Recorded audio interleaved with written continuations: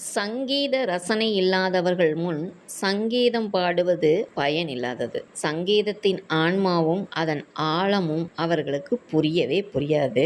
இசையை ரசிக்கணும்னா அவங்கவங்க மனசுக்கு ஒருவித ரசனை உணர்வு அவசியம் வேணும். அது இல்லாதவங்களுக்கு இசை வெறும் சத்தமா தான் தெரியும். அப்படி ஒரு சங்கீத ரசனையே இல்லாத ஒருவர் பெருமிதத்திற்காக சங்கீத கச்சேரியை ஏற்பாடு செய்கிறாரு. அந்த கச்சேரி எப்படி இருக்கும் அப்படிங்கிறத கூறும் கதையத்தான் நாம இந்த காணொளியில கேட்க போறோம். இந்த கதை கி. ராஜநாராயணன் அவர்கள் தாத்தா சொன்ன கதைகள் என்ற தலைப்புல தொகுத்தளித்த கதையில் ஒன்று.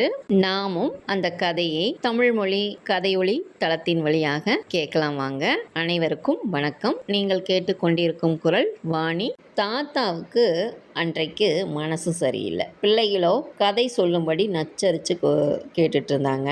நல்ல பங்குனி மாசத்து வெயிலில் காட்டில களை செதுக்கி விட்டு அவர் அப்போதுதான் ஒரு செம்பு கரைச்சு குடிச்சிட்டு கம்மா கரை நிழலில் வந்து அப்பாடா அப்படின்னு துண்டை விரிச்சு தலையை சாய்த்து படுத்திருந்தாரு. பிடித்து கொண்டாங்க இளவட்ட பிள்ளைங்க. எப்பவுமே கிராக்கி தான் தாத்தாவுக்கு அப்படின்னா ஒருத்தன், அவரை தொந்தரவு பண்ணாதீங்கடே அப்படின்னா இன்னொருத்தன். யாரு என்ன சொன்னாலும் சில சமயங்கள்ல அவர் எதையுமே பொருட்படுத்த மாட்டாரு. கவனிக்கிறவங்களுக்கு மட்டும் அவர் மீசைக்குள்ளாக ஒரு மெல்லிசான சிரிப்பு சிரித்து கொண்டிருப்பது தெரியும். இந்த சமயம் யாரோ ஒருத்தர் ஒரு ராகத்தை விசிலில் ஊதினாரு. அது ரசிப்பாகவே இருக்க பேஸ் அப்படின்னு ஒருத்தர் தலையை அசைக்கிறார். தாத்தாவுக்கு உடனே ஒரு கதை ஞாபகத்துக்கு வருது. உட்கார்ந்து பொடிப்பட்டைய கையில் எடுக்கிறாரு. சபை களை கட்டிருச்சு. தொண்டைய ஒரு செருமிக்கிட்டு ஆரம்பிக்கிறாரு கதையை தாத்தா. ஒரு ராஜா ஒரு ஊர்ல இருந்தாரா. சரியான ஞான சூனியமா. சங்கீதம் என்றாலே படி என்ன விலை அப்படின்னு கேட்பாராம். ஒரு நாள் ஒரு பெரிய சங்கீத வித்வான் அங்க வந்தாரு. அந்த ராஜாவுக்கு முன்னால பாடி சன்மானம் பெற வேண்டி அந்த ஊருக்கு வந்திருக்காரு. ராஜசபையில பாடுவதற்கு ஏற்பாடு நடந்துச்சு. ராஜாவுக்கு ஒரு வருத்தம். தனக்கு சங்கீதம் தெரியாததுனால எல்லோரையும் போல வித்வான் ராக ஆலாபனை செய்யும் போது ஆஹா பேஸ் ஐயோ அப்படியா என்றெல்லாம் சொல்ல தெரியலையே அப்படின்னு மந்திரியிடம் சொல்லி வருத்தப்பட்டுக்கிட்டு இருந்தாரு. மந்திரிக்கும் சங்கீதத்துல எதுவும் தெரியாது அப்படின்னாலும் யோசனை சொல்வதுல அவர் சாமர்த்தியசாலி. பக்கத்து ஊர்ல சங்கீதம் தெரிந்த பரம ரசிகர் ஒருத்தர் இருந்தாரு. அவரை கையோடு கூட்டிட்டு வரும்படி அவசரமா ஒரு ஆளை அனுப்புனாரு மந்திரி. ரசிகரும் வந்து சேர்ந்தார். அந்த வித்துவானுக்கு கொடுக்க போகிற அளவு பணம் இந்த ரசிகருக்கும் கொடுப்பதாக ஏற்பாடு செய்யப்பட்டுச்சு. பாட போகிற சங்கீத வித்துவானுக்கு தெரியாம ஒரு திரைமறைவுக்குள்ளாக இந்த ரசிகர் இருந்து கொள்ள வேண்டியது. ராஜாவின் குடுமையில் ஒரு நூலை கட்டி அதை கொண்டு வந்து இந்த ரசிகரின் கையில் கொடுத்து விட வேண்டியது. ரொம்ப ரசிப்பான இடங்களில் ரசிகர் நூலை ஒரு இழுக்க வேண்டியது. உடனே ராஜா ஆஹா பேஸ் அப்படின்னு சொல்லணும். அதோடு எந்த சமயத்துல எந்தெந்த வார்த்தைகளை சொல்லி பாராட்டணும் அப்படின்னு எல்லாம் ரசிகர் ராஜாவுக்கு சொல்லி கொடுத்திருந்தாரு.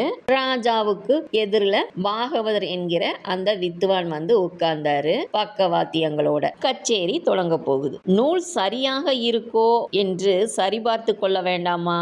அதுக்காக ரசிகர் லேசாக ஒரு இழுத்து பார்த்து கொண்டதுமே ராஜா ஆஹா பேஸ் அப்படின்னு சொன்னாரு. நல்ல வேளையாக தம்பூரா மீட்டப்பட்டிருந்தது. அப்போது அந்த சுருதியிலே மனம் லயித்துத்தான் ராஜா அப்படி சொல்கிறார் போலிருக்கு அப்படின்னு வித்வான் நினைச்சுக்கிட்டாரு. ராக ஆலாபன தொடங்கிடுச்சு.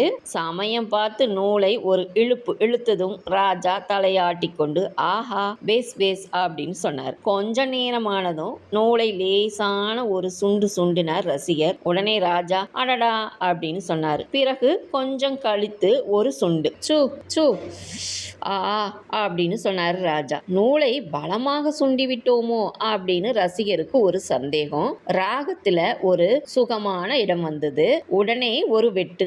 ஐயோ அப்படின்னு சொன்னார் ராஜா. ராஜாவின் குடுமியில் நூல் பலமாகத்தான் கட்டி இருந்தது. வித்வான் குரலை காந்தாரத்தில் கார்வை கொடுத்து கமதனிஷா தாசா அப்படின்னு ஒரு சங்கதியை உதிர்த்தாரு. உடனே படின்னு நூலை ஒரு வெட்டு இழுத்தாரு. அப்படி அப்படின்னு மெச்சினாரு ராஜா. வித்துவானும் ரொம்ப நேரம் இடது கையை இறுக மூடிக்கொண்டு கட்டை விரலை மட்டும் நீட்டி உயர்த்தி திருகையில் மாவு திரிப்பது போல ஆட்டிக்கொண்டே இருந்தவர் திடீரென்று முன்பக்கம் குனிந்து கண்களை மூடிக்கொண்டு கையை மேலே உயர்த்தி மேல் பஞ்சமத்தை தொட்டாரு. அந்த சமயம் அதையே பார்த்து கொண்டிருந்த ராஜாவுக்கு அவரை அறியாமல் அதே போல முன்பக்கம் குனிந்தாரே தவிர அந்த சமயத்தில்தான் பலமாக ஒரு ஆஹா போட்டு கையை தட்ட வேண்டும் என்பதை மறந்துட்டாரு. ரசிகரும் வேகமா நூலை வெட்டு வெட்டு என்று வெட்டி இழுத்து பார்த்தாரு.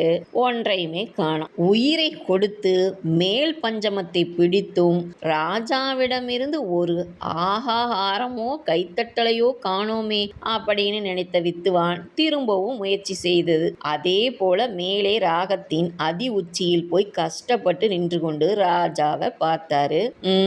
அங்கிருந்து எந்த விதமான பிரதிபலிப்பையும் காணோம். மகாராஜா கல்லா இருந்தாரு. பிறகுதான் அந்த ராஜாவுக்கும் ஞாபகம் வந்தது, இப்படியான ஒரு இடத்தில் ஆஹா ஆஹா என்று சொல்லி கையை தட்ட வேண்டுமே என்று. உடனே ராஜா நினைச்சாரு, அந்த ரசிகன் பையல் என தூங்கி விட்டானோ? குடுமையை தடவி பார்த்தார் ராஜா.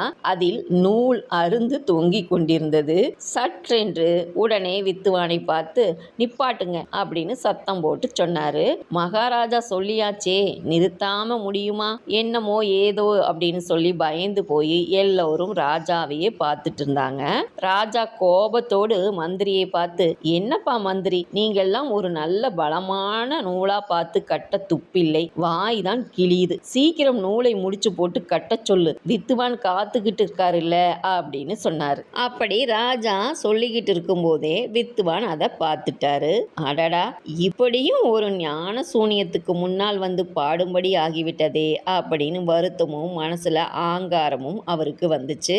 ₹1,00,000 கொடுத்தாலும் உன் முன்னால் இனி பாட மாட்டேன் அப்படின்னு சொல்ல வாயை திறந்தாரு. திறந்த வாயிலிருந்து பாட்டு தான் வந்தது. பாவம், பழக்க தோஷம் அவருக்கும் அப்படின்னு சொல்லி சிரித்தாரு. கதையை முடிச்சிட்டு தாத்தா. கதையை கேட்ட அந்த இளவட்டங்களும் சிரித்து மகிழ்ந்தாங்க.